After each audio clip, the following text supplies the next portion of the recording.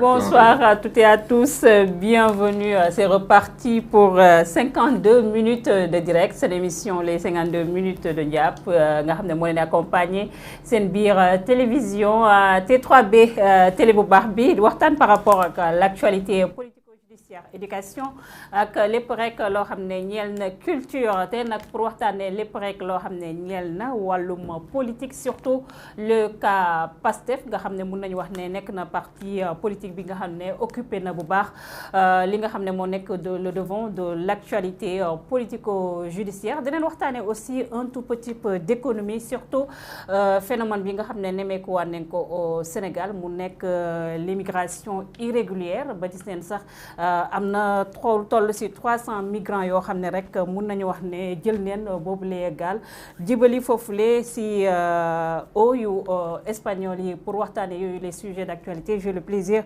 de recevoir sur ce plateau Balla Moussa Fofana moom mi rek nga xam ne moo nekk CEO cabinet d'affaires ADPIE consultant international en gestion de projets finance et planification cabinet président Sonko coordonnateur des programmes présidentiels législatifs municipaux bu parti Pastef. C'est bien ça Balla. Salam alaikum. Maaleykum salaam Ndiap, c'est toujours un plaisir ñëw jàkkaarloog yow discuter sur ce pays qui nous appartient et toujours avoir le plaisir vraiment de venir ci seen télévision bi nga xam ne j'apprécie beaucoup cette jeunesse et cette innovation comme je le dis à chaque fois.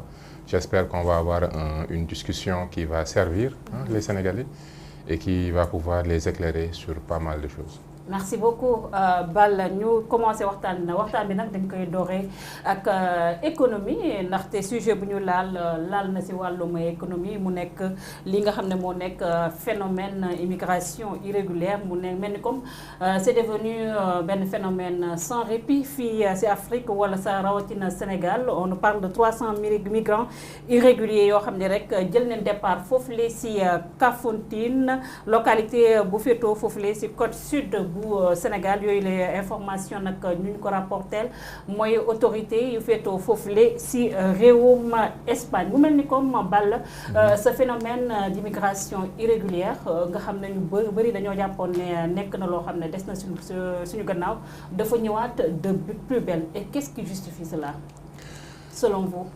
En fait, merci beaucoup sur cette question la bu nga xam ne elle est fondamentale. Et ce sont ces genres de questions la ñu war a gën a mën di traiter dans nos médias. C'est vrai.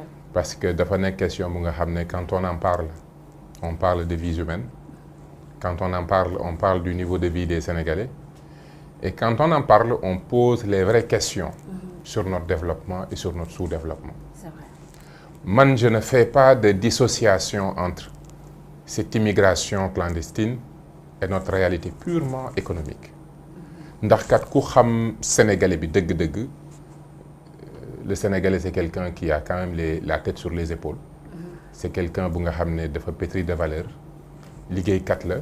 Ce n'est pas forcément quelqu'un qui va se suicider ou poser des actes irréfléchis.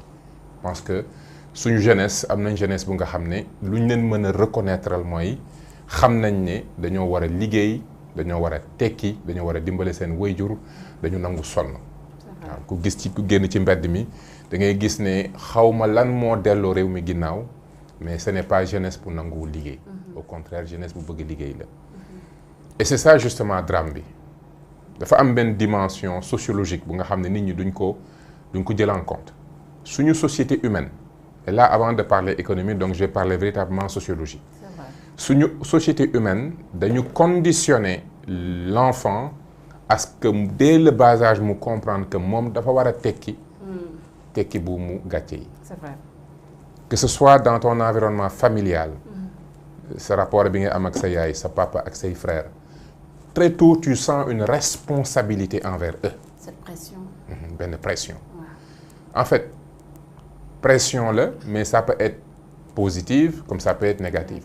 Pour moi c'est positif nit ki nga xam ne dafa juddu ci famille ñu yar ko ci ne da nga war a fas jom da nga war a góorgóorlu da nga war a jàng da nga war a liggéey da nga war a dimbale say waajur da nga war a appuyer say frères ça c'est des valeurs de responsabilité et de solidarité buñ ko xalaatul ci contexte immigration mais sociologiquement dafa nekk lu nga xam ne suñu société day conditionner l'individu à ce que mu doon ku war a jëriñ askanam ku war a jëriñ famille am et ça on peut pas dire que c'est une mauvaise chose maintenant conditionnement social boobu boo ko defee ci nit ki suñu paree du point de vue maintenant de l'espace public war nañ ko dimbalee que moom mbébét boobu mu am ay possibilités mën a réaliser wu c'est-à-dire que war nañ fexe ba ressources yi fi yàlla def ñu teg ay planification ak ay cadrage yoo xam ne dina leen permettre ñu entreprendre dina leen permettre ñu am emploi xam nga nit ki boo ko conditionné ne ko da nga war a réussir ba noppi dans sa vie de tous les jours mu jàng système éducatif bi planifié woo ko pour que mu préparer ko mu nekk un bon agent économique système éducatif bi nga defee ko nu nga xam ne c'est un système éducatif hérité du colon qui crée des ñu nga xam ne ils ne sont pas adaptés au marché très tôt la majorité ñun ñi nga xam ne yàlla dimbale nañu ne am nañ BFM entrée en sixième BFM bac nañu rappelé wu ñu bokkoon BFM ñu bëri dañu arrêté. C'est vrai. Ils ont été éjectés du système après ay métiers lañ jàng te métiers yooyu malheureusement aujourd'hui defuñu l'école des métiers du Sénégal comme ni Allemagne def nga xamante ne nii quand tu as 17-18 ans jaar nga ci benn métier bu nga xam ne dañ la ci former pour nga nekk un professionnel de ce métier là duñ def noonu donc ñun suñu économie yëpp ñu bàyyi ko dans l'informel nit ki mooy jug menuisier métallique da nga nokk toll fenn ñu lay jàngal ngay soudé di daaj ba xëy bés ne menuisier métallique nga nekk mécanicien di réparer mais avec oto yi di évoluer nga gis jafe-jafe bi ci am mënatoo réparer yenn oto yi parce que c'est devenu très sophistiqué menuiserie bi nga nekk ci di ci góorgóorlu jékki-jékki ñu importer bois chinois bi mujj gi sa liggéey demeetul noonu nit ñi léegi yi ñuy jënd boo ko xoolee du li sénégalais yi di defar nga gis ne dañoo ni bàyyi nit ñi ñuy góorgóorlu mais accompagner wuñ leen suñu économie tam ñuy ubbi l'économie à l'importation de produits finis donc bëri na nit ki lu mu doon defar di ko jaay léegi dañ koy importer mu di ko jaay il y a eu des débats sur importation ganaar par exemple naka lañ mën a importer des poulets alors que ne ñun askanu éleveur lañ askanu agriculteur lañ on est censé pouvoir produire en quantité et en masse pour notre population donc j'explique tout cela pour nit ñi comprendre ne dafa am benn choc bu am entre sociologiquement comment on nous a éduqués jigéen sax dañ naan góor baax na jigéen baax na waaw dañu conditionné pour que ku nekk da nga war a taxawu say wayjur mais après est-ce que ressources yi fi nekk li ne ci suñu géej gi est-ce que dañ ko jël andi ko ci suuf si ñu transformer ko fii def ci ay emploi nit ñi dem tey dama doon discuter ak benn sénégalais bu nga xam ne expertise am mooy defar ay médicaments tu sais que ñun daanaka médicaments yi ñuy consommer yépp c'est important te am na près de 70% médicaments yi nit ñi soxla amatul sax brevet n'importe qui mën na ko créer ay paracétamol ku ne mën na ko def te xoolal marché boobu ni mu toll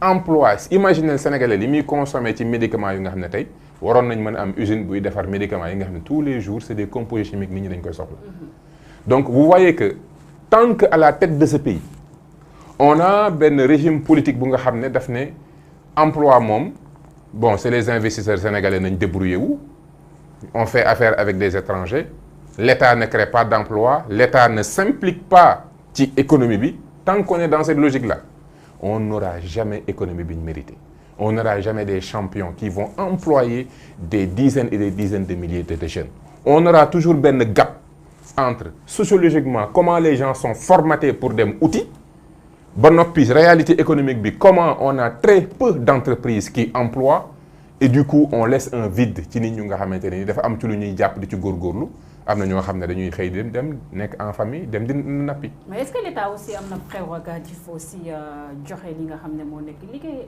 il crée juste les conditions. non seulement c'est ça l'erreur fondamentale que beaucoup font on nous a fait croire que l'État warul dugg ci loolu mais ñi ñuy suivre dama bëgg wax naa ko plusieurs fois tey rek moo mujj nañu dem taper sur internet agence des participations de l'État français. agence la bu nga xamante ne nii liggéeyam xam nga lan la buñ ne comme ni ma wax léegi rek médicament sénégalais yi ñuy consommer par exemple tant de milliards ci médicaments yi nga xam ne c'est des médicaments très faciles à faire état fexe nu mu créer entreprise buy defar médicament tout de suite ànd ceeg des sénégalais yu nga xam ne ñoom lay jël dooleel leen jël alal ji jox leen ñu créer entreprise di defar médicament ba noppi mu encadrer leen ñu créer emploi marché banque fi ba noppi parce que tey chaque année sénégalais yi dinañ consommer ay médicaments yoo xam ne dañ koy importer. Est-ce qu'on a aussi les ressources humaines qu'il faut par rapport à ça sans qu'il y ait le système éducatif sénégalais aussi pose problème Balla. Ça absolument, aussi c'est une réalité. Absolument. Mais aujourd'hui on a la chance d'avoir 2-3 millions de Sénégalais qui sont partout dans le monde. tey boo ne woon j'ai besoin de 20 Sénégalais yu nga xam ne dañu am expertise ci lépp luy production des médicaments nga jël leen andi leen ñu créer benn usine bu nga xamante ne son objectif c'est de commencer à mettre sur le marché un produit sénégalais pour bépp médicament yi nga xam ne nekkatul lu ñu breveté loo xam ne amuñ droit def ko te seetlu ko li may wax nii nit ñi nañ ko seetlu nañ dem ci pharmacie yi xool léegi bu dul c'est des produits arabes que nous avons souvent des produits marocains des produits algériens tunisiens parce que ils ont compris que ne 18 millions de Sénégalais yi li ñu soxla ci aspirine li ñu soxla ci paracétamol li ñu soxla ci garab pour des problèmes d'estomac tous ces médicaments qu'on utilise régulièrement médicaments yooyu yëpp c'est des procédés composition chimique scientifique n'importe qui peut le faire c'est des petites usines ñëpp ils s'approvisionnent en Inde moo yor matière de base yi tu crées une unité tu commences à produire tu fais de l'emploi et tu aides les gens am ci lu ñu jàpp tant que génnuñu ci conception boobu et je disais que France mi ñuy gëmloo ne l'État warul créer emploi France a ce qu'on appelle l'état des participations de l'État l'agence des participations de l'État français et ñi may déglu franchement buñ ko taillé nañ ko dem télécharger jël seen dernier rapport lire ko dinañ gis ne France chaque année day jël ay milliards xool secteur stratégique souverain xam nga ñun buñ ne souveraineté ñu ne waa Pastef ñooy waxu souveraineté dans ce rapport l'État français dit nous allons identifier les secteurs stratégiques et souverains dans lesquels nous allons faire des prises de part c'est comme tey nga fekk njàbbite yi mu ubbi nekk nekk ku dem jàng pharmacie wala création médicament ñëw di defar ay médicaments yu sew nga ne ko comme yow am nga xam-xam bi wutal ma fukki yeneen njàbbite yi créer leen entreprise l'État vient prendre 60% des parts je vous donne 200 milliards on crée une usine former leen nit ñi je veux produire que vous produisiez tant pour les Sénégalais et le marché est déjà là parce que médicaments yooyu soit nous allons consommer les médicaments des Tunisiens des Algériens ou des Français. Qu'est-ce qui nous empêche maintenant, nous, de les chercher ressources humaines bi, même si on doit prendre des Tunisiens ailleurs. Ñu former leen, créer des espaces. Gis nga tant que gëmuñu ne l'État dafa war a nekk kenn kuy impulser. Léegi loolu soo ko lancé, l'État va être actionnaire majoritaire. On va créer une agence mu nga xam ne c'est une agence formée pour les accompagner. Mais d'ici 5-10 ans, État mën na retirer wu ci actionnaire bi jël action yëpp jaay ko Sénégalais yi mais l'objectif c'était quoi aujourd'hui nous importons des médicaments yoo xam ne yeneen dëkk sous-région yi ñu ngi koy defar il faut qu'on se lance il y a des Sénégalais qui ont ces compétences il y a des Sénégalais qui sont même prêts à entreprendre dans ces domaines qu'est-ce que l'État fait pour créer benn joint venture entre État bi ak ñoom ñu créer des espaces gis nga loolu suñ ko deful ci suukar si parce que aujourd'hui suukar bi ñuy produire doyul buñ ko deful ci médicaments yi buñ ko deful ci diwlin bi buñ ko deful ci ceeb bi buñ ko deful ci lépp lu nga xam ne sénégalais bi su yeewoo ba keroog muy tëdd da koy soxla il y aura jamais d'emploi te lépp lu ñuy jënd tam lu ñuy importer le te dafay cher tant que defuñu loolu la pauvreté sera toujours là il y aura jamais assez d'emploi et il y aura toujours benn gap entre ni ñuy yaree suñu doome yi ñu war a nekk ay jàmbaar war a wuti war a góorgóorlu ñàkk leen jox liggéey ba ñu nekk dans un désespoir qui les amène à avoir des comportements yu nga xamante ne nii tu peux même dire que c'est des tendances suicidaires mais quand tu analyses la sociologie violence symbolique bi ne ci société bi nga xam ne boo amul daanaka yow nekkoo des fois da ngay gis jeunes yi di utiliser termes yu grave xam nga ku naan la Barça wala Barsaq on s'en rend pas compte mais c'est un propos qui est c'est un propos plein de désespoir c'est-à-dire que c'est comme nit la koo xam ne daanaka dee na ba noppi mi ngi dem il est prêt à dugg ci lu nga xam ne il est conscient du niveau de risque élevé pour sa vie mais il vit une pression sociale bu nga xamante ne nii fàtte na boppam fàtte na bakkanam li mu gis mooy dafa am benn statut social bu nga xam ne moom da ko war a am su ko amul c'est comme s'il n'existe pas xam nga si on valorise l'individu peu importe sa condition financière nit ki dina yëg boppam société bi mais bu fekkente ne tous les jours c'est de la violence symbolique que tu vis di nga xëy suba teel gis sa yaay sonn mënoo ci moom dara gis paa bi retraité gis koñ bi sa frère grand frère bi dem jàngi ñëw amul dara yow nga ne ci dëkk bi di taaba bés bu ne ngay vivre corruption ci yoon bi ñu lay teg yooyu di nga dem ba di nga xalaatee noo warta xalaatee je ne suis pas en train de justifier ce qu'ils font mais je suis en train d'expliquer la réalité sociologique réalité sociale gap bi ñu am ci emploi ak li muy jur en termes de drame. Il y a aussi une autre réalité. Peut-être c'est un sujet un peu sensible, les gens ne veulent pas en parler, peut-être le poids de la religion ou bien même culturel. Les naissances aussi au Sénégal, vous ne pensez pas aussi c'est un problème, vous nous voulez aussi le niveau de développement, infrastructure de base, aussi. Niveau des naissances. On est trop fécondité bi dafa ëpp. Voilà. C'est ça que vous voulez dire. Ouais. Bon. C'est une réalité aussi, Balla. Bon, si on veut analyser globalement, globalement, ce que je peux dire, c'est que nous avons une approche véritablement européenne, nit ki sa am pour yow dong la. Ñun on est très solidaire. Donc, et c'est un problème aussi. Hein, c'est pas un problème pour moi. Non, pour moi c'est pas un problème. Au contraire, c'est une solution. Tey jii famille bu nga xam ne y a 9 enfants bu ci ñaar ñett amee liggéey dañu jàppale ñëpp. Côté li nga gouvernement war a comprendre mooy si je fais un petit effort ba ay emploi non c'est que il faut ñu def étape par étape. C'est-à-dire que aujourd'hui suñu culture de partage mën nañu dimbale ba lu tuuti lu ñu am mën na jëriñ ñu bëri. Donc si on fait des efforts dina am impact rapidement. Tey jii famille 5 personnes bu fa ñaar ñett commencé liggéey rek situation bi commencé tane dimbali keneen ki mu dem jàngi et des choses comme ça. Moi c'est des choses que j'ai vécues, des grands frères qui ont pu avancer, qui ont pu aider les autres. Donc kenn bu amee ci lu mu jàpp rek il pense aux autres. Ça c'est des valeurs yu nga xam ne dafa am solo. Maintenant la question de la fécondité avec nos femmes qui ont quand même des naissances assez boo xoolee standards yi là je fais très attention parce que il y a des termes que je c'est un sujet assez sensible. Non, c'est pour moi c'est pas sensible. Le problème il est ailleurs. Le problème il se trouve dans le fait que et là ça nous amène à réfléchir sur la condition de la femme sénégalaise. Et moi j'ai toujours dit, et ça c'est mon point de vue personnel, que nos femmes sont aussi intelligentes que nous, même plus intelligentes que nous. C'est vrai. Depuis le bas âge, on les forme à être des responsables. C'est-à-dire que même entre xale bu góor bi xale bu jigéen mooy ëpp sens des responsabilités très tôt. Après l'homme ça vient parce que après le poids des responsabilités ça vient. Mais je dis que l'enfant souvent jeune fille bi bu amee 16 17 18 ans rek xam na responsabilité yi xam na problème bi ci kër gi xam na enjeu yi.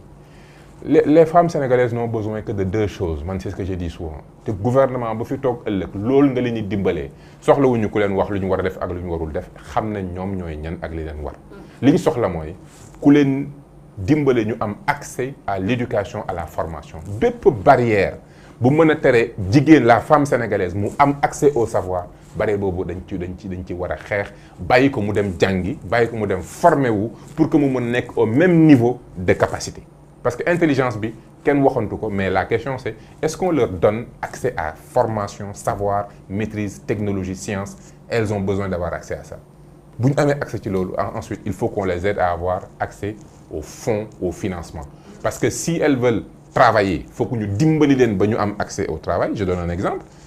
Une mère de famille par exemple au Canada, une mère de famille qui bu nga xam day liggéey jékki-jékki am doom mais on lui donne 1 an pour que mu toppatoo doomam pour mën a ñëw ensuite liggéey loolu dañ koy def pour que la dame ne considère pas que su amee doom 2-3 mois après dafa war a dem dellu parce que première année bi dafa difficile.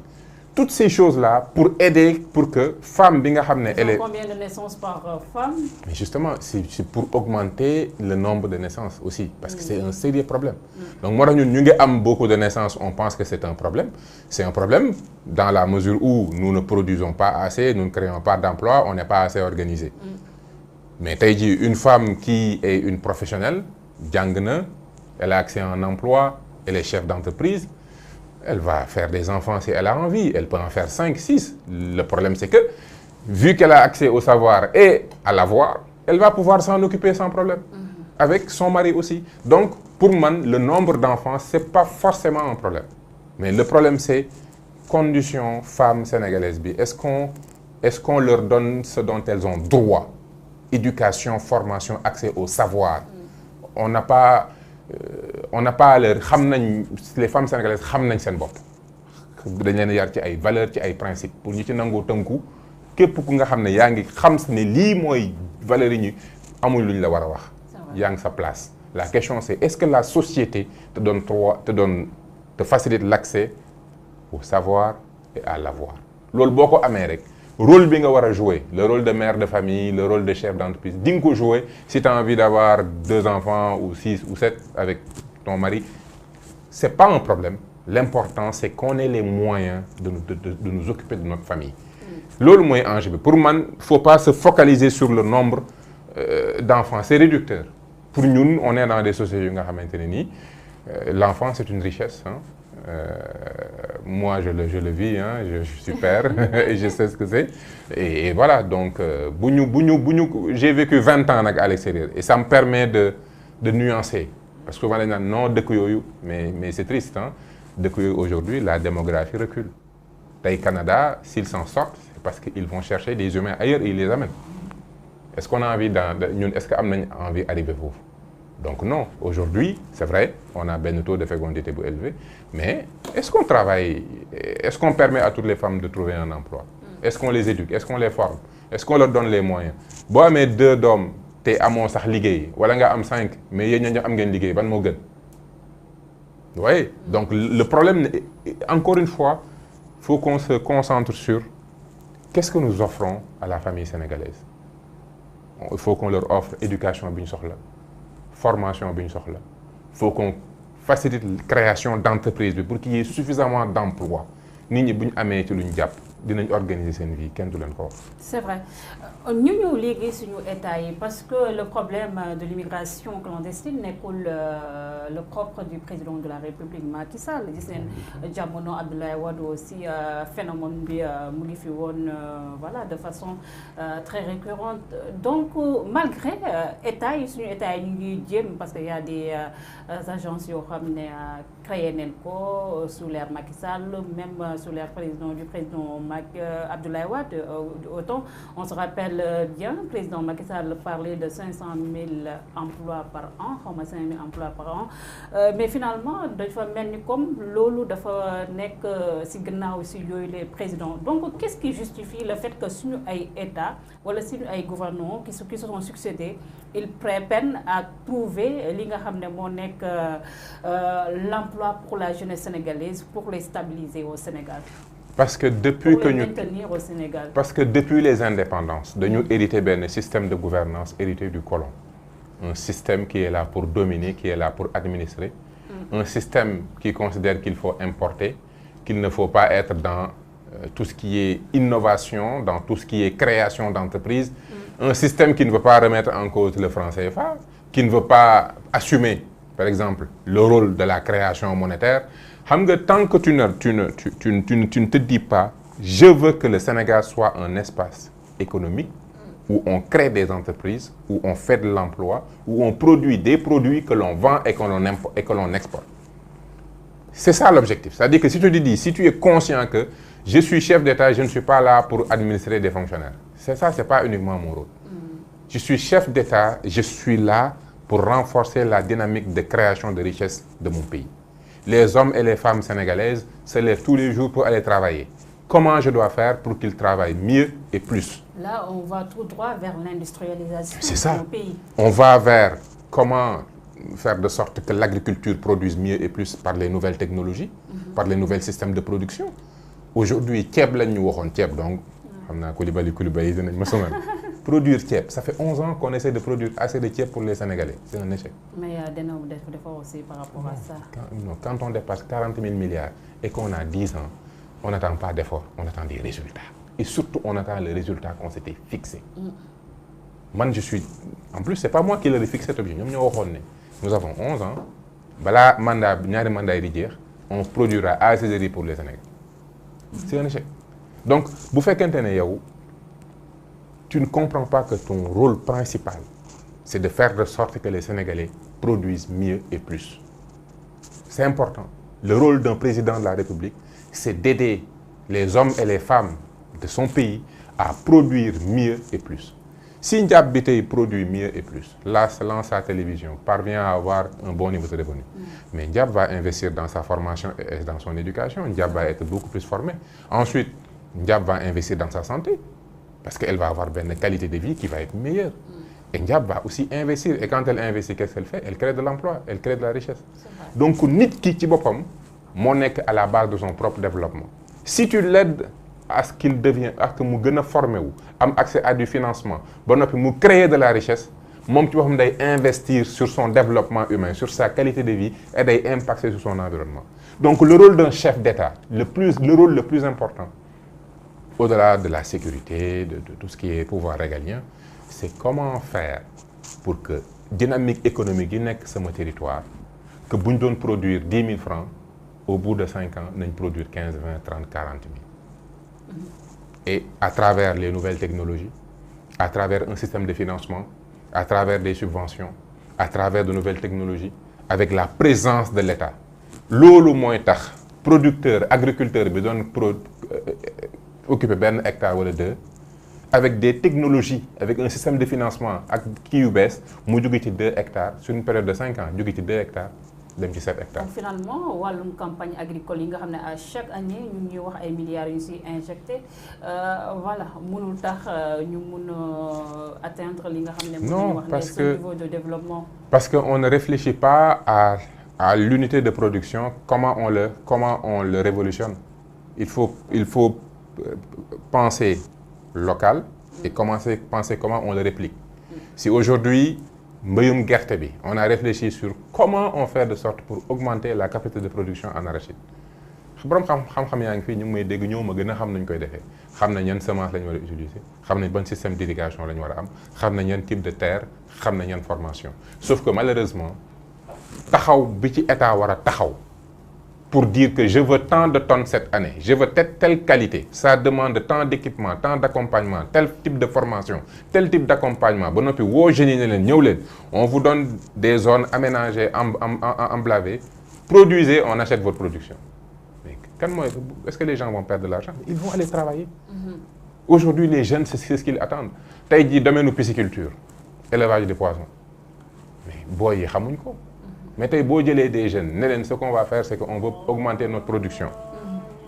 On veut augmenter notre production. Ce qu'on veut, c'est qu'on crée des unités, on investit tant, vous l'exploitez pendant 10 ans, vous remboursez, ça va être votre exploitation. Vous prenez 2-3 jeunes, et du coup, vous créez des petites unités, des petits groupes, mais répliqués, c'est ça où tu as un grand résultat. Et ça ne t'empêche pas en tant qu'État de dire, par exemple, je veux lancer de grandes industries.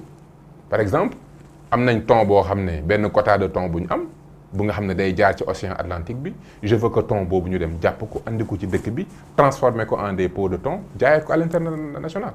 C'est de l'argent. Il y a l'État qui est là pour terminer avec ce sujet, mais notre système, secteur privé national aussi, on en parle. Est-ce qu'eux, ils prennent aussi assez de risques par rapport à la jeunesse aussi? Absolument. En création d'emplois? Absolument. Le Sénégalais est fait pour entreprendre.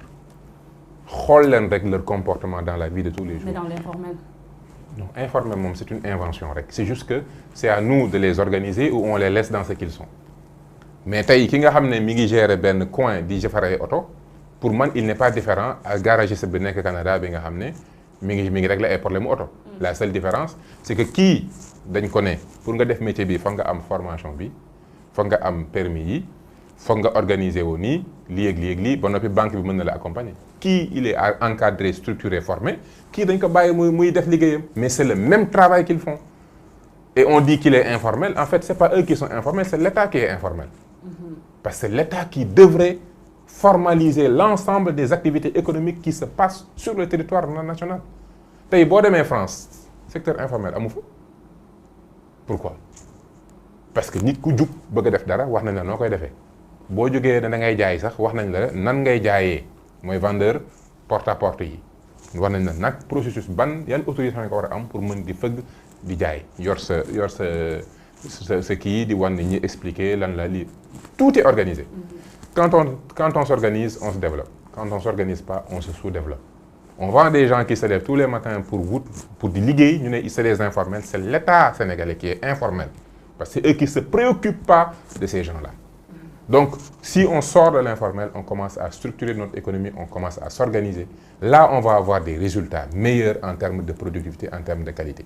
Mais si on laisse tout le monde kenn ku jug bëgg ubbi restaurant amul certification, amul dara, amul hygiène, amul contrôle, amul dara, mais on va être dans l'informel total. Mais bu fekkente ne dañu organiser suñu économie wax métier yi nga xam ne dafa am Sénégal yëpp métier bu ne ñu réfléchir ci naka la ñuy defee sa formation technique yan permis nga war a am nan nga koy defee noo ko warul defee yan danger moo ci nekk def par exemple les métiers du jàmbaar école des métiers du jàmbaar là je dis ça comme ça bu nga xam ne l'objectif c'est de voir quels sont les 100 métiers les plus importants dans ce pays et comment faire une école qui sort les meilleurs de ces métiers. Ba noppi avec vous les politiques aussi Balla am ngeen ci part de responsabilité yéen moom question politique yi rek. fichier électoral. Parrainage. man moom xaw ma dara ci fichier électoral. Adji Sarr Ousmane Sonko. mosoo ma dégg moom benn yoon laa ci mos a wax yaa ma ci wax lu man moom sama bopp laa man ce qui m'intéresse c'est le développement. Comment planifier le développement. Et c'est malheureux en fait. Et c'est malheureux. Aujourd'hui, non, on parlait des investisseurs sénégalais. Mais c'est des gens qui entreprennent, qui ont envie, qui ont leur projet. Kenn ko ci toogal mu ne la projet bii laa am. wan la ne gëstu na ci am na envie def ko. Mais ñoom mënuñu inventer xaalis. Ils ont des petits sous. Supposons quelqu'un qui vient te dire j'ai un projet pour des lunettes.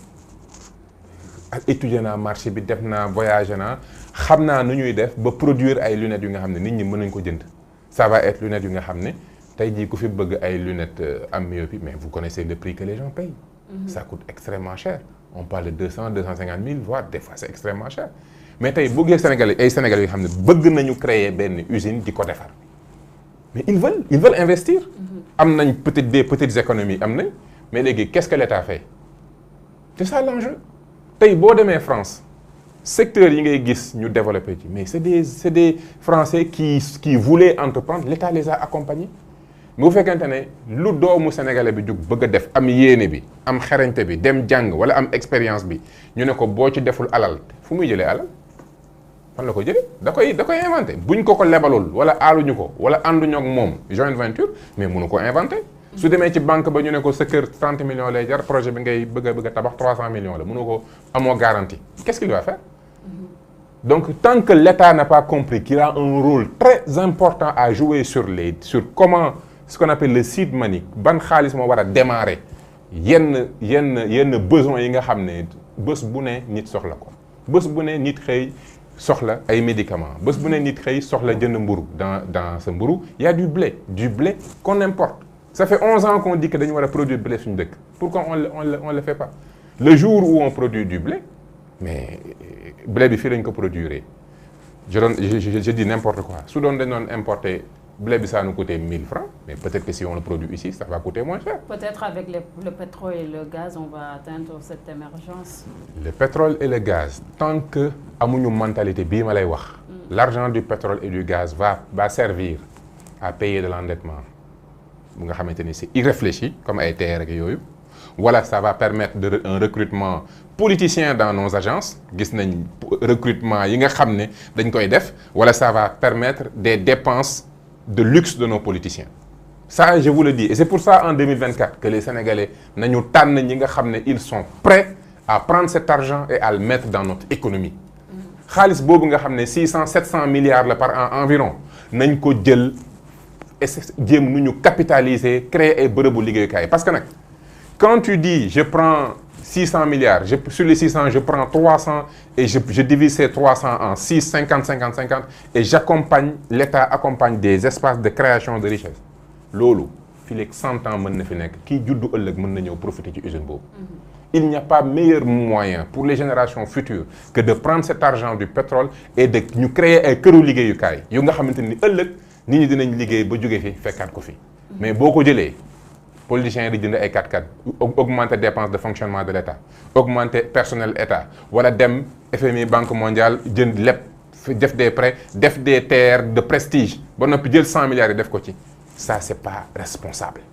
On a un sérieux problème économique dans ce pays ñun soxlawuñu ku ñu jàngal ay valeurs suñuy mag ñu baax wax nañ ñu luy valeur Cheikh Ahmad Bamba El Hadj Malick Boukounta Niassane les familles omariennes yar nañ ñu fañ ñu war a yare. La corruption aussi elle est très présente au Sénégal. ñooñu ñëpp jàngal nañu ne corruption baaxul le problème mooy jàngale yooyu defuñ ko suñu système éducatif bi c'est ça gis nga réew mi il faut que ñu refonder ko il faut qu'on apprenne aux Sénégalais dès le bas âge c'est quoi le vrai type de Sénégalais. Le vrai type de Sénégalais mooy ki nga xamante ne nii kàddoom daf koy sàmm. Le vrai type de Sénégalais mooy ki nga xamante ne dafa gëm liggéey. Comme l'a fait le président de la République Macky Sall aussi voilà. bàyyil ma yeggale vrai type de Sénégalais ñu door a ñëw ci loolu tu cherches une transition mais li ma bëgg a wax mooy il faut que suñu système d'éducation am comme objectif produire un vrai type de Sénégalais mais produire aussi quelqu'un qui produit et qui travaille. Par des valeurs qui sont intrinsèques à nous nga xam nit ki bu màggee day pare pour nekk un bon agent social un bon agent économique mais aussi il faut que alalu sénégalais yi ñu def ko ci lu nga xam ne day jur ay liggéey pour nit ñi mën a am lu ñu liggéey suñ ko deful ci ay drames yu mel ni immigration clandestine nañ nar a dëkk rien ne le justifie mais nag quand tu comprends désarroi ak yenn état mental yi nga xam nit ki day dem ba day coupé wu du monde parce que nit koo xam ne tu te sens inutile dans ta famille tu te coupes. Et quand tu te coupes, tu ne parles plus à personne. Tu commences à réfléchir dans ta tête et tu vas commettre l'irréparable. Donc, franchement, c'est une question sérieuse et heureusement qu'on a débuté avec ça. Parce que c'est ça qui intéresse les Sénégalais. Aujourd'hui, les Sénégalais, quand tu le regardes au fond, c'est lié à notre dynamique de création de richesse, à notre capacité de produire mieux et de produire assez pour mener dundu dignement. Et les Sénégalais ne sont pas exigeants. C'est pas des gens comme les Canadiens et les Français qui ont dañu bëgg non, c'est des gens qui veulent vivre dignement tout simplement. Ils veulent vivre en famille et de manière solidaire. Donc bu ñu góorgóorloo tuuti ba créer dara loolu nit ñi nañ ko bokk ak nit ñi mbir mi tane. C'est vrai. Vraiment loolu laa gëm. Juste rappeler aux internautes yi nga xam ne ñuy suivre un peu partout sur les différentes plateformes. Je suis avec Bal Moussa Fofana bu Pastef ñu amal waxtaan bu am solo. Par rapport ak tolluwaayum réew mi sujet économique la ñu comme dooree woon prétexte bi mooy immigration irrégulière bi nga xam ne mun nañu wax ne c'est devenu un phénomène sans répit au Sénégal ñu wax léegi ci sujet politique yi sujet politique bi nag Bal yéen Pastef saf ngeen ci bu baax on va démarrer avec investiture bi nga xam ne fas yéen ngeen ko def le 15 juillet am analyse politique yu bëri jàpp ne c'est juste benn bluff wala benn campagne de communication déjà votre leader selon les textes moom il est inéligible donc pourquoi l'investir? Alors premièrement pourquoi il est inéligible? Ousmane Sonko est toujours éligible. Ah oui? Amul benn procès bu nga xam ne condamnation qui pèse sur son. yooyu yëpp c'est des processus en cours benn définitif. amul benn condamnation bu définitif. Et le cas mooy Mame Mbaye Niang. ñaar yëpp lépp laa la parce qu'il y a des possibilités de faire appel donc amul benn bu ci définitif. mais yéen a woote des obéissances civiques il faut la ñuy defee appel. non je dis non xam nga même quand tu as une posture politique. tu laisses les avocats faire leur boulot. je pense que loolu moom ku ne mën na ko comprendre. donc notre candidat le président Ousmane Sonko candidat du peuple ki sondage yi wane ne moom bu jàkkaarloo gars yi il va les fracasser à 80. Non, quand on a des tendances qui montrent que on est à 6-7%, 70-80%, ça devient. Non, ñëpp gis nañ ko ñëpp gis nañ ko ñëpp xam nañ ko. Non, du ma fi tudd dara parce que apparemment c'est interdit te man aw ma envie dem numbu si di perdre sama temps. Mais ce que je veux dire mooy. Aujourd'hui, notre candidat est éligible parce que processus yi ñu wax yëpp mi ngi en cours. Tey jii demain on l'arrête pour contumace mooy fi ñu ko condamné demain on l'arrête demain le procès redémarre ñëpp xam nañ ko. bu demee livré wu. non bu livré wu ça recommence. bu ñu ko jàppee ça recommence. waaye moom dafa mel nekkul ci posture boobu de selon ses sorties aussi Balla. En tout cas pour répondre à ta première question.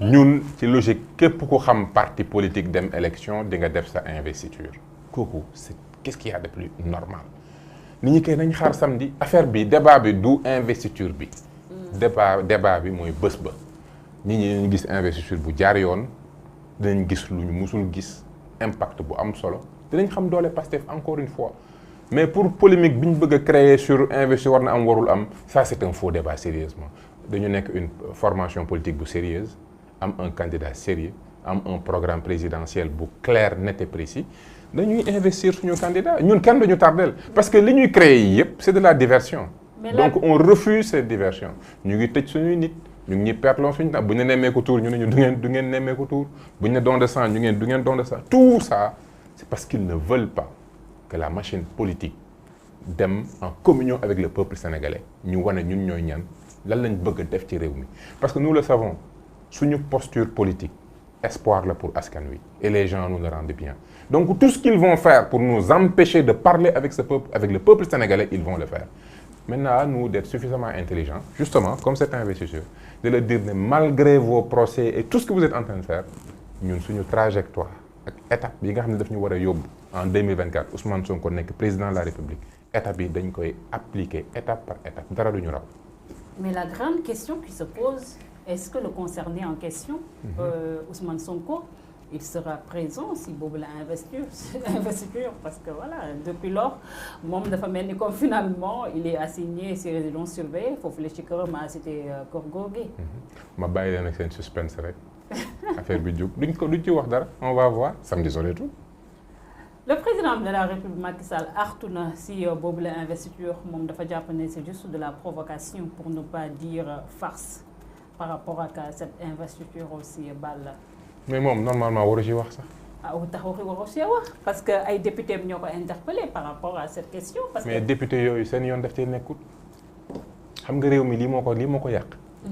un individu ay individu dem ci loi d'association la loi ne am ngeen droit associé ñu associé créer suñu parti politique. on a des procès c'est vrai et on les gère avec nos avocats on décide d'investir un candidat lu ci yoonu président Macky Sall lu ci yoonu député Benno ñun lu ci seen yoon bañ ci wax man je pense que député yooyu seen rôle mooy comme le président Macky Sall a eu la clairvoyance d'analyser la situation et de dire dawuma élection seen rôle moo war a ñëw nekk ne président de la République yaa ngi dem ñoom jàpp nañ ne def na liggéey bu baax. Finalement, ça ne vous arrange pas le fait que le président de la République Macky Sall renonçait dem si présidentielle parce qu'il y avait cette bipolarisation. Non. Attends, je veux juste terminer. L'idée c'est pas d'attaquer le président Macky Sall. Mais ba ngeen ñëwee ba tey Pastef loolu moo nekk aussi seen rôle. ba ñu ñëwee ba léegi li nekk suñu rôle mooy parler du système et des transformations pour mettre en place notre programme de refondation teg ci réew mi vers l'émergence. Macky Sall n'a jamais été objectif aussi. Mais je veux revenir sur les députés de Benno, pour ñi mu intéressé. Les députés de Benno Bokk Yaakaar, ce que je leur demande, nañu xool l'intérêt supérieur de la nation. Tey li nga xam ne sénégalais boo laaj ci mbedd mi ran la ñaari mbir de soxal na ma Macky Sall de warul bokk bu mu bokk.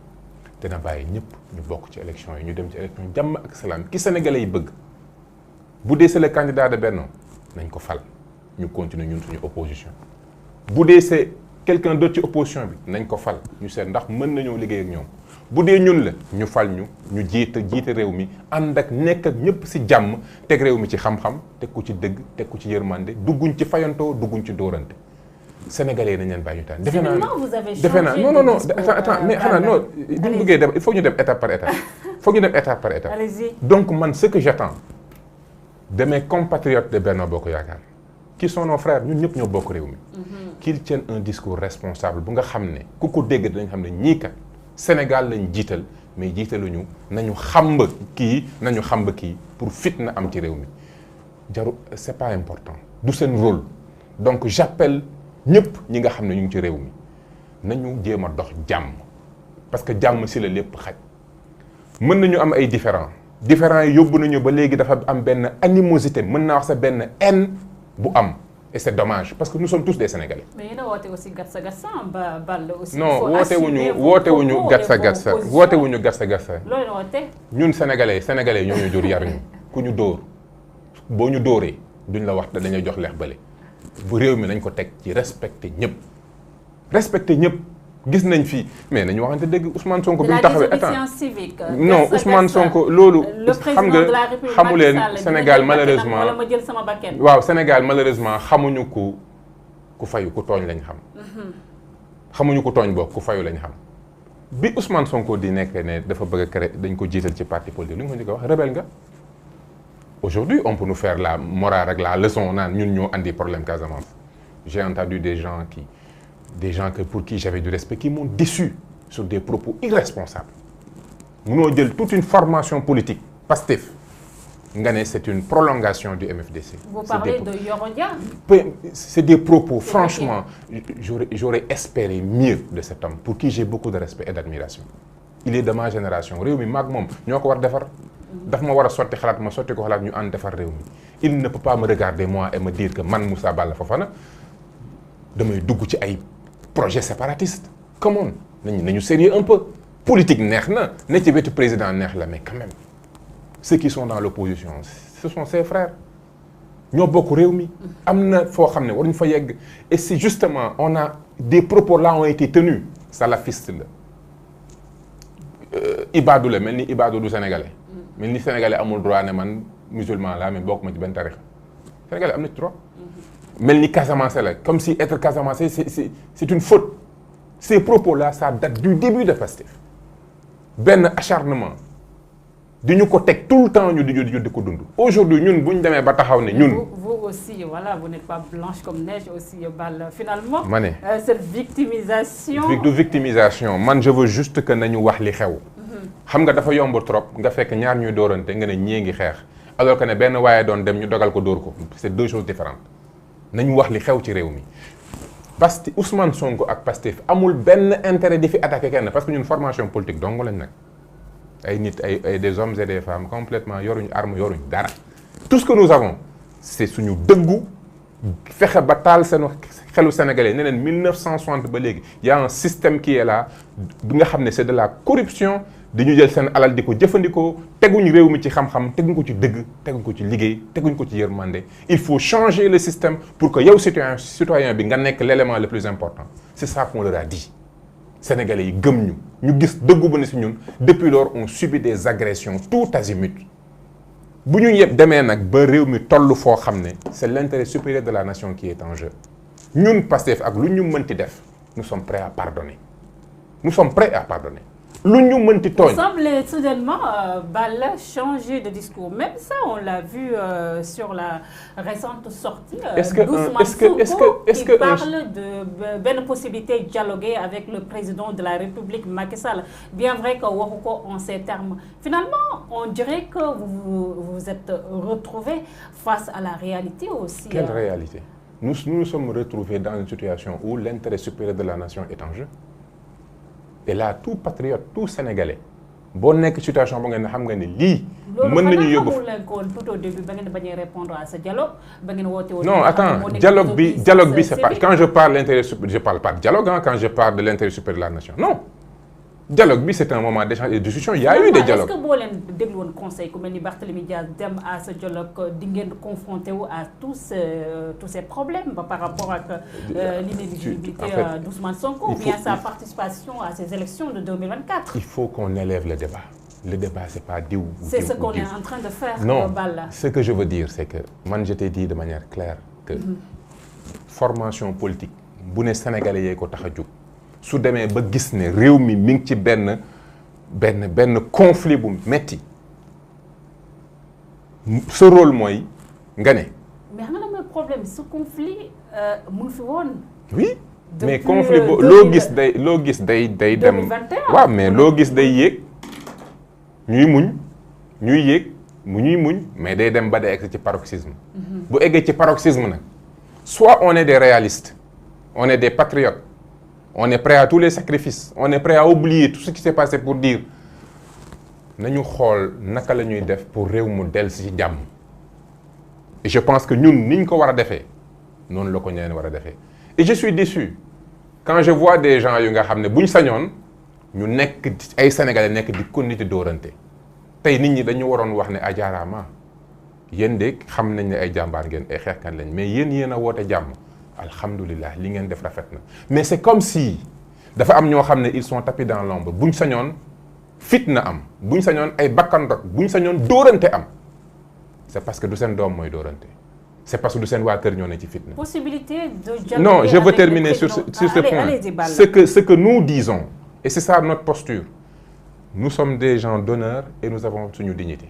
ñun boo ñu woo ci débat ci dialogue génneel terme de référence yi ne ñu lii laa bëgg ñu waxtaanee bu ñu gisee ne lii kat c'est l'intérêt supérieur de la nation. Même s'il y a des points sur lesquels on pourrait ne pas tomber d'accord. Par exemple, bulletin unique mën nañu ci bañ tomber d'accord. mën nañ ci discuter Macky bañ ñu nangu c'est pas un problème mais troisième mandat duñ ko ci bind. troisième mandat moom bokkutut. Ah c'était avant dialogue bi c'est antérieur ak à discours donc quand tout ce que nous avons dit ça tout professionnel bu nga xam ne man j'ai eu la chance 10 ans j'étais dans les finances quand tu négocies avec quelqu'un sur un deal sur un projet d'affaires faut pas accepter que tu négocies sur des choses yoo xam ne yow xam nga ne c'est doo ko mës a nangu. Tu négocies sur des points yu nga xam ne c'est objet à négociation. C'est juste une question de procédure. Mënoon nañu envoyer terme de référence yi. Mes enfants man li ma bëgg a wax et c'est là le plus important. mooy lu ñu nekk ñu am jom am fulla am fayda ay nitu jàmm lañ. On est prêt à tous les sacrifices. Sénégal moo ñu ñor te jàmm ci la lépp xaj. On essaie d'être très équilibré. Très équilibré. Autant ay jàmbaar lañ autant mën nañ xeex. Autant duñu nangu kenn duñu xoxotal autant ay nitu jàmm lañ buñ ñu woowee ci njekk comme il l'aime bien parce que moom day woote njekk li mu bëgg na ko defal nit ñi nañu woo si njekk ñun tam ñu woo ko si njekk ñu ànd waxtaan réew mi mën na ne si jàmm c'est très possible parce que la paix est toujours à la portée de main de tout citoyen. Est-ce que nag on est prêt à faire les sacrifices et c'est là qu'il faut comprendre posture Pastef am posture bu responsable bu ñëpp war a saluer mais malheureusement bu réew tollee ci moment yi on voit toujours les vrais patriotes et ceux qui sont prêts à mettre le feu. Parce que nag mettre le feu c'est aussi des propos mettre le feu c'est aussi des attitudes mettre le feu c'est aussi dëbb rukk te du mokk nga mag dañ naan mag mën naa rukk laalo te du mokk woote dialogue bu nga xamante ne nii c'était pas sincère. Donc man li ma bëgg rek et c'est ça le message de Pastef à tous les Sénégalais que ñun jàmm rek lañ bëgg tout ce qu'on veut c'est aller aux élections présenter notre projet et changer ce Sénégal. Mais si la loi sénégalaise permettre leen ko bien vrai que c'est votre projet comme ni ngeen ko waxee mais comme ni dafa am 2 condamnations yoo xam ne judiciaires yu nekk seen ndodd ki nga xam ne moo nekk le président Ousmane Sonko mais on l'a vu récemment si benn sortie bu mu accordé à France 24 mu def voilà beaucoup de polémiques ba ci seen état bu Sénégal sax jël benn note adressé ko à la chaîne France 24 jàpp ne dañoo def benn traitement tendancieux par rapport ak événements yi nga xam ne qui se sont déroulés fii si Sénégal mais si interview boobu dégg nañ Ousmane Sonko aussi wax ne bu bokkul si les élections kaw dina am aussi Sénégal loolu aussi ñu am si nga am si aussi ban jàngat une seule personne bu bokkul élection le pays sombré si benn kaw aussi loolu est-ce que nekk na loo xam ne mun nañ ko accorder ki nga xam ne Ousmane Sonko nga xam ne comme ni nga ko waxee patriote la te jàmm moo leen tax a jóg yéen waaye Pastef. Mais Ousmane Sonko patriote la jàmm moo ñu tax a jóg et ça c'est une évidence. Mais créer le chaos dans un pays aussi. Il n'est pas l'instigateur de chaos. Ousmane Sonko n'a jamais été un instigateur de chaos musu ko def. Il a toujours fait des dafay jug bëgg a julli jumaa ñu ne ko doo dem. dafa xëy yoon njabootam ci kër gi bëgg a dem génn ak famille ñu ne ko doo dem les instigateurs du chaos on les connaît. ñun amuñu benn moyen créer chaos soyons sérieux ban moyen la ñu am maintenant. Mais les mots aussi ont leur sens Balla. Les mots ont leur sens qu'est-ce que tu veux que je te dise. Quand Ousmane Sonko parle ce n'est pas pour parler aussi. Non quand il parle c'est pour dire qu'il veut le développement de ce pays. quand il parle c'est pour dire que les Sénégalais non mais on n'a pas ñun on ne crée pas les chaos ñun dañoo arme. Parce que déjà on n'est pas la continuité du MFDC comme on le dit. ñun on est une mais 21 morts yooyu ñi war a éclairer def ay enquêtes rendre compte ça fait combien d'années qu'on attend. président moom nee na fossoyeurs yeeg ñi nga xam ne ñoo créé loolu yëpp dinañ rendre compte moom c'est sûr. waaw mais na commencer par ñi nga xam ne deewoon nañ ba léegi xamuñ lu xew. personne ne peut dire personne ne peut accuser personne. kon buñ ñu accuser di ñu jéem a dugal foo xam ne ñun on est des gens civilisés on est des gens non violents tout ce que nous avons suñu brain bii la ak suñu bëgg Sénégal ak suñu projet defar réew mi moo ñu tax a jóg jàmm lañ bëgg mais nag kenn duñu jam naa ni. vous avez changé récemment de discours bal ma mun leen ko nangul parce que peut-être lépp rek nga. en fait moi xam nga luy non mais attends mais. un citoyen qui dit que jàmm laa bëgg loolu lan moo ci extraordinaire. mais dañoo déggoon sa citoyen bi tamit wax di doon wax mortel combat di doon wax aussi gatsa président de la République Macky Sall dina jël sama bakkan wala ma jël bakkanam. waaw mais vous avez aussi entendu le président Macky Sall dire que je vais réduire l'opposition à sa plus simple expression. Ça aussi on l'a entendu dans ce pays. Vous savez dans ce pays les gens disent beaucoup de choses. Alors bu ñu bëggee traité bii nañ traité bii aussi xam nga ce que je veux mooy ñun ñëpp on est des Sénégalais suñu objectif mooy jàmm et ça je vais beaucoup le répéter dans cette émission parce que dama bëgg mu dugg parce que diabolisation bi ça a trop duré et jusqu'à maintenant ñu ngi ci continuer il faut qu'on arrête et qu'on comprenne que nga bokk FSD/BJ que nga bokk Rewmi que nga bokk Pastef que nga bokk Benno Bokk Yaakaar on est tous des Sénégalais lépp lu ñu droit war a may ñëpp ci war a tolloo ñëpp a mérité njekk ci réew mi njekk c'est pas rek pour ñenn ñi njekk pour ñëpp la sa soxna sax bi nga nekkal ci kër gi boo bëggee am jàmm da nga koy may njekk moom tam mu may la njekk sa doom sax say doom sax boo bëggee kër gi neex da ngay foog ñoom di kaf ak ñoom di c'est comme ça la vie donc adduna nañ ko vraiment neexal suñu bëggee mu neex suñu réew mi ñoo ko bokk réew mi rek lañ am balaa ngaa xam ne Sénégal dong lañ am nga dem France def fa 10 ans comme man di nga xam ne Sénégal dong nga xam. C'est vrai. boo demee Canada def fa 11 ans comme man di nga xam ne Sénégal dong nga am on n'a que ce pays et peu importe posture défensive yu ñu mës a apporter bu mu tax mukk nit ñi fàtte ne nous n'avons que ce pays nous n'aimons que ce pays et nous ne voulons que la construction de ce pays parce que nag Pastef du projet familial du projet koñ du projet quartier projet de société la mu nga xam ne dañ koy offrir Sénégalais yi ñooy wax ndax lii lañ bëgg ñu doxal ko à partir de 2024 wala bëgguñ ko loolu kenn waru ko bloquer kenn warul bloquer Khalifa Sall mi bëgg a porter projet des khalifistes depuis Senghor pour ce pays ils ont le droit ils ont un legs les wadistes avec Karim Wade ils ont le droit de porter le projet. ñun d'accord amul benn problème. yéen demu leen dialoguer donc. ñun amul benn problème ñun dinañ bokk amul benn problème. dañuy bokk. amul benn problème ce que je veux dire mooy bokk bi mooy règle bi li ñu war a bàyyi rek mooy koo xam ne da nga fi nekk yow bëgg a bëree ba noppi ñeme woo songu nit ñi léegi yow bokkatoo. posé nga benn pas bu positif analyser nga situation bi xam nga ne la Ablaye Wade mënul woon. yow mënoo ko troisième mandat moom ku ko fi jéem 10% sax doo ko am parce que sénégalais yi ñoo gëmatul loolu.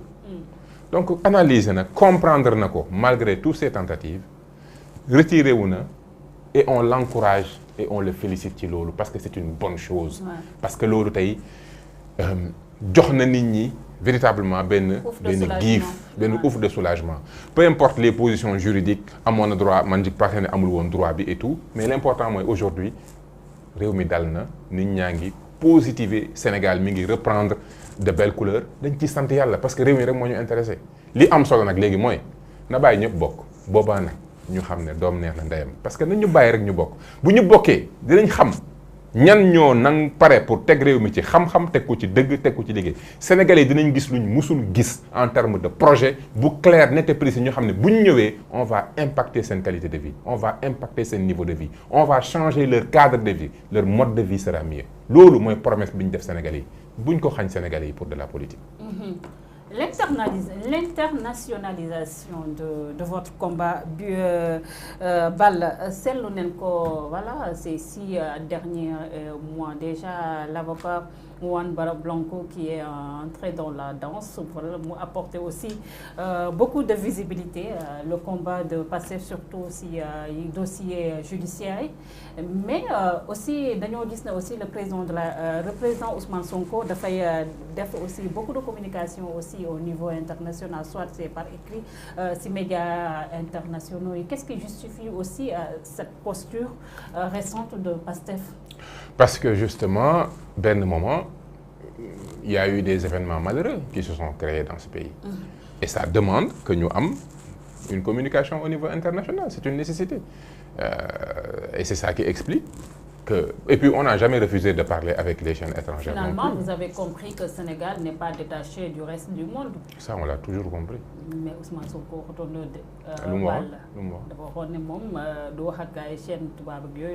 non, c'était dans un contexte. Non, il faut toujours mettre le contexte. Voilà, dans un contexte précis, sur un dossier précis, certains ont eu une attitude. Et il leur a dit, parce que nous avons une langue de bois. Nous, ils ont changé leur posture. La communication est repartie de plus belle. C'est que, lui, différence, nous ne sommes pas dans la langue de bois. Man, si je suis cette émission, je traite ma nénéni. Non, dama la koy wax ne la li nga def waro ko def li ak li ak li. Do xulok man ne ma ñu paré buñ paré jubo wat andat parce que ñoo bokk réew mi et puis on continue le travail. La vie c'est comme ça. Il y a des hauts, il y a des bas. Ça ne change rien dans les rapports, mais si on veut que les rapports évoluent, il faut qu'on se dise les choses. Français yi wala chaîne français ñom ñoy ñan ba dañ leen wax deug.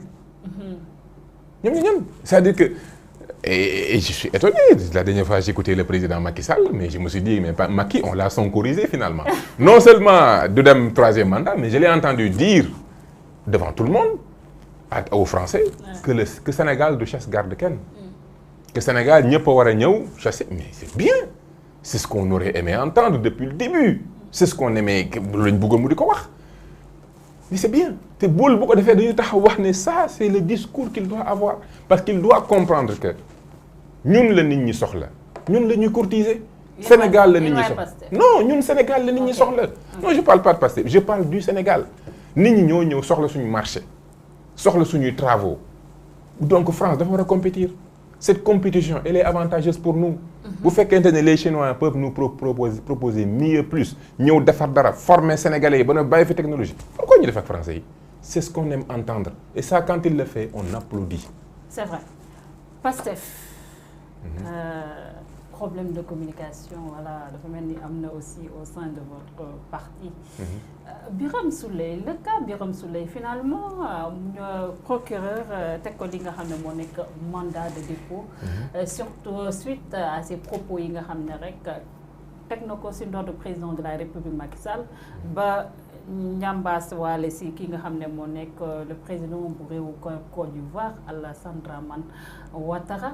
Vous au niveau de PASTEF, bonne appréciation ngeen def par rapport à cette sortie malheureuse voilà de votre frère de parti Balla? Effectivement, c'est mon frère et vous savez dans la vie tout le monde fait des erreurs. Et nit dina def. Ah non, personne n'est parfait. Un grand homme comme ça, voilà, comme Birame Souleye. Mais justement, le débat de Born-Fontaine, voilà, ça y peut-être. Non, je te laisse l'appréciation des débats de Born-Fontaine. Moi, ce que je dis, non, il y a pas moi, je te laisse cette appréciation. C'est pas mon propos. Ce que je dis, c'est que c'est une erreur. Et l'Iwan a fait une erreur et que justement, c'est un grand homme. C'est les grands hommes qui s'excusent. C'est les petits hommes qui refusent de reconnaître leurs erreurs et qui se recroquevillent dans l'ego et l'orgueil. Tel n'a pas été son cas. Il a tenu des propos, il a présenté des excuses, ça le grandit. Parce que ce n'est pas facile, hein, de ne pas présenter des excuses. Il y en a qui ne l'ont pas fait du tout. Et ça le grandit. Tout au contraire, pour moi, il a été grand. Mais des fois, je me demande, est-ce que PASTEF de bind sen ay discours Balla? Ça, bon, moi, tu vois, je ne... Ah, mais il y a beaucoup de... Non, on est pareil, il n'y a pas de problème. Non, toi, ce que je veux dire, c'est que... Et puis bon, on rit, mais c'est triste parce que c'est un père de famille qui voilà quoi, mais il faut va se aussi, retrouver. Il a vraiment cherché parce qu'au-delà non, il n'a rien, il n'a pas cherché à aller. Il n'a pas cherché à aller en prison. Ça, c'est trop dire. Il n'a pas cherché à aller en prison. En tout cas, j'ai une pensée profonde pour sa famille et pour ses proches, pour ses enfants. C'est pas facile de voir un père de famille qui va en prison. Moi, je le vis dans ma chair parce que je sais que c'est très dur. Maintenant, le métti góor lay dal. Ki nga xam ne mooy liggéey koo koy juum parce que bu toogoon këram ne réew mi je m'en fous comme ñenn ñi je ne porte pas de projet, je ne me bats pas Sénégal daal saa waay naa lijjanti sama bopp ak sama poche ak sama famille bu doon loolu def amul benn problème. Il n'aurait jamais de problème. Du liggéey bay juum. Bassirou Diomaye Faye en prison, Ousmane Sonko en résidence surveillée pour le moment. Et il y en a vraiment beaucoup de cadres de Pastef yi nga xam ne mën nañu wax ne fu mu toll. Man, tu ne sais pas si tu me reverras dans 2 semaines. Ah déedéet bu wax loolu. Ils sont hors du jeu. Mu mel ni comme aussi le parti Pastef vit des heures sombres. Oui, nous vivons des moments très difficiles. Mais nag difficile est le chemin. Xam nga le fer soo bëggee mu nekk benn produit il faut le battre. Da nga koy tàngal da nga koy dóor le fer. C'est en forgeant le fer qu'il devient ce qu'il est. Il n'y a rien de grand qui s'est fait dans ce monde sans difficulté. waaw et yàlla su la ma koy faral di wax. yàlla su lay taal say noonu la lay xambe. adduna moom soo ñaanee yàlla dama bëgg a fit mu jël lu raglu teg ko sa kanam parce que lu raglu nga di ko jàmbaarloog moom loolu moo lay dolli fit. waaw donc adduna moom c'est des difficultés. On est en train de nous mettre à l'épreuve mayuñ ñu dara. Avec votre aide aussi, il y a aussi. Non, c'est que Sénégal vous donnez des coups et vous en recevez aussi. Sénégal moom ku fi juddoo yaroo fi màggee fi xam ne fii yambar dëkku fi waaw fii moom yambar amu fi. C'est vrai. waaw dañuy am dal yar tey parce que nag ñun ñëpp ay taalibe lañ dañu yar am nañ fi ñu bokk donc tax na ba ñuy def lépp ci orma ci teggin ak ci yar. mais nag mbuqat amu fi Je pense qu'on a terminé, on a fait le tour voilà, des questions yi nga xam ne occupé woon l'actualité politique fekkee am na benn question boo xam ne peut-être bëggoon nga ñu discuter si te waxuma ci voilà ñu wax ma may la opportunité nga wax si à part ça ñu tëj ça a été un plaisir de vous recevoir Moussa Balla Fofana. Le plaisir est vraiment partagé. Je pense qu'on a fait le tour. Tout ce que je vais dire, moi, féliciter-le à chaque fois. J'aime bien venir discuter avec toi parce que je sais que dans mon dara. Et ça nous permet d'aborder toutes les questions. Et j'apprécie, malgré ce que beaucoup de gens disent, moi j'aime venir ici parce que je sais que je vais être éprouvé. Et ça c'est très bien. Moi, j'aime pas quand c'est facile. Il faut leur dire que man sama liggéey kese laa. Non, il faut aussi que ñëpp tamit bu ñu ñëw tamit di tresser des lauriers aussi à Pastef. Bon, d'accord. Donc je vous le dis, c'est ma sœur, liggéeyam lay def, bàyyi leen ko mu dóor ay bombe. C'est très bien, il y a aucun problème, on va encaisser. Donc ça vraiment, il y a aucun problème. C'est pour ça que je viens à chaque fois. Quand tu m'invites, je viens. Bi ci des, on a abordé toutes les questions. Et heureusement, on n'a pas abordé le faux débat du plan B parce que ñun benn plan la ñu am, c'est Ousmane Sonko. On est focus sur ça. Non, jarul on termine. Mais parce qu'il y a pas justement, c'est ce que je dis. Il y a bul yàq sa émission. Parce que dama dégg ñu di ko dañ koy wax à plusieurs reprises mais ce que je veux dire aux patriotes, focus sur l'investiture bi nga xam ne investiture Pastef dafa am bayre man sax boo leen ma tegee sax voilà man mën naa am vraiment dama bëgg ñu parce que il y a beaucoup de détails. L'important est que les gens soient focus sur li ñuy def ci investiture lañ nekk. Sénégalais yi xam nañ ne élection du am ci réew mi ñu bëgg élection yooyu nekk élection yoo xam ne day jur njëriñ pour askan wi donc nañ bàyyi vraiment ñëpp bokk na ñëpp bokk ñëpp nañ préparé wu. Il faut que la base se remobilise. waa Diourbel je vous donne rendez-vous bientôt ci Nemmeeku Bawol bi ñu commencé woon. C'est pas facile pour dugg ci kër yi. C'est pas facile et c'est pour ça que je lance ce message là. na nit ñi ce que malheureusement bu ñu nekkoon ci état bu normal dañuy may jàmm. ñu bàyyi leen bokk. ñu bàyyi non surtout ñu am suñu activité. ñu ngi ñuy teg ay ndigg sarax yëpp li objectif bi yëpp. seulement des élections. Voilà, c'est pas évident. objectif bi yëpp mooy détourner ñu. Donc des fois ce matin journaux yi ngay gis ñi naan ay plan B ak plan C plan. J'en profite pour dire à tout le monde que ce débat-là n'est pas à l'actualité. On est focus sur notre projet, on est focus sur PASTEF, on est focus sur l'investiture. Ça, c'est le mot d'ordre, le message qu'on a lancé à tout le monde. Je n'en suis que le véhicule, que nous connaissons, que nous nous concentrons sur l'essentiel. Et Inch'Allah, 2024, ça va être l'ère de la transformation. Inch'Allah. Merci Bal. Moi, franchement, j'aime bien partager le plateau avec vous. Vous faites partie des quelques rares hommes politiques sénégalais qui Sénégal. Surtout ces questions liées au développement, c'est très important. Bien vrai que c'est des sujets et peut-être nous, les journalistes, nous ne pouvons pas attarder ou pas parce que voilà, c'est vous les politiques qui dictez les lois. Mais bon. C'est un plaisir de partager toujours le plateau avec vous. Merci de répondre présent à mes invitations. Je rappelle que vous êtes COE, cabinet d'affaires ADPI, consultant international en gestion de projets, finances et planification, cabinet président Sonko, coordonnateur des programmes présidentiels législatifs municipaux du parti PASTEF. Ça a été un plaisir de partager le plateau avec vous. Merci aux internautes qui nous suivre sur les différentes plateformes. On se donne rendez-vous peut-être demain, Inch'Allah, au Rabi, un invité, un thème à aborder. D'ici là, prenez soin de vous et restez en compagnie de nos programmes. Merci.